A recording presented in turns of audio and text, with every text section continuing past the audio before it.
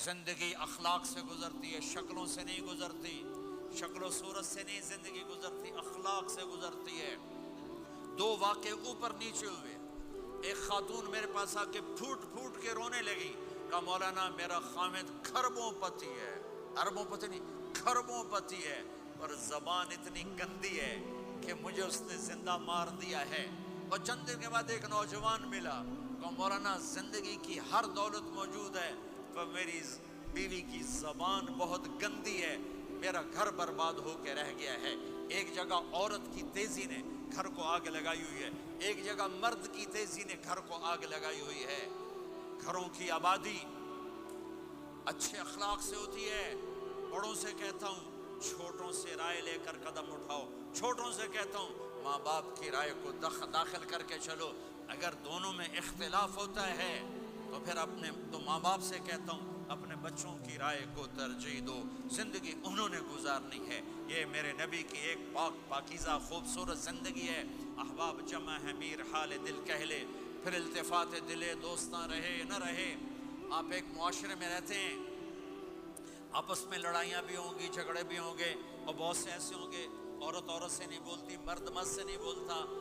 ایک بات آپ سب سے کہتا ہوں، یہاں سے اٹھ کر سب ایک دوسرے کو جو لڑے ہوئے صلح کر لینا، ایک دوسرے کو معاف کر دینا، ایک دوسرے کے گلے لگ جانا، ایک دوسرے سے درگزر کا معاملہ کر دینا۔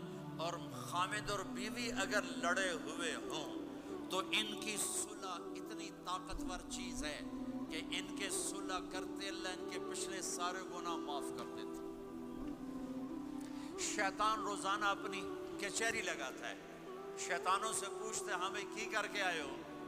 جی چوری کرائی، یوں سر ہلاتا ہے، ڈاکہ، نماز نہیں پڑھنے دی، ایک لمبی فہرست ہوتی ہے۔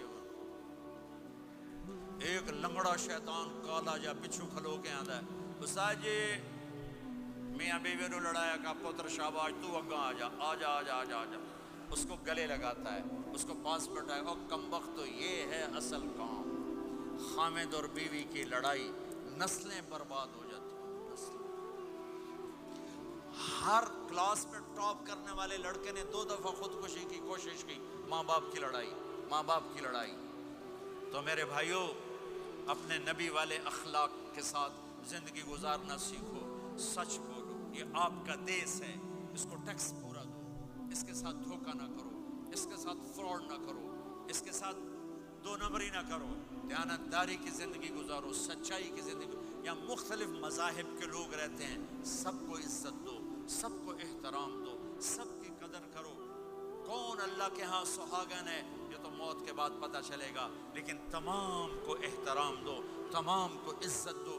ایک غیر مسلم کا جنازہ گزرا، میرے نبی کھڑے ہو گئے، غیر مسلم کا میرے نبی کھڑے، کہا یا رسول اللہ یہ مسلمان نہیں، آپ نے کہا انسان تو ہے، انسان تو ہے، اب اس کے احترام میں کھڑے ہو گئے۔ تو بھائیو تمام اہل مذاہب کو عزت دو، احترام دو، تو انشاءاللہ یہ چھوٹا سا معاشرہ ایک خوبصورت جنت کا منظر بن جائے گا۔ تو سارے بھائی بہن نیت کرتے ہو نا، ایک دوسرے کو معاف کر دیا نا، ایک دوسرے سے صلح کرو گے نا اٹھ کے، اور جب آپ کچھ اپنی ترتیب کے ساتھ 4 مہینے 40 دن کا کوئی نظام بنا لو، نصاب بنا لو، اس سے انشاءاللہ آپ کی پوری زندگی میں دین آئے گا۔ اور ایک آخری بات کہہ کر میں دعا کراتا ہوں، دیکھو میرے بھائی بہنوں، ہم بڑے گناہ گار لوگ ہیں اور اللہ بڑا غفور الرحیم ہے۔ ہم گناہ گار ہیں، اللہ غفور الرحیم ہے۔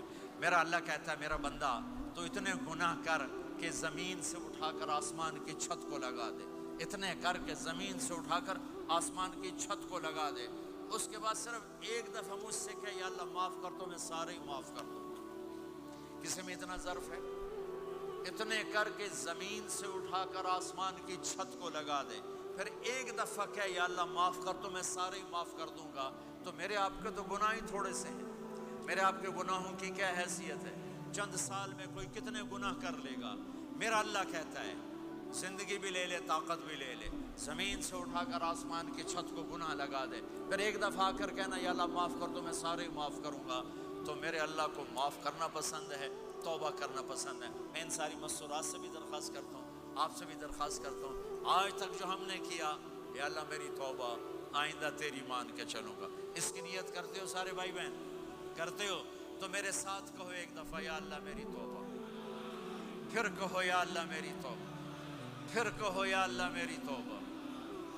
اتنا سا کون اگر مسرات نے آپ نے دل سے کہا ہے تو رب ذوالجلال کی قسم سارے گناہ معاف ہو، سب معاف ہو۔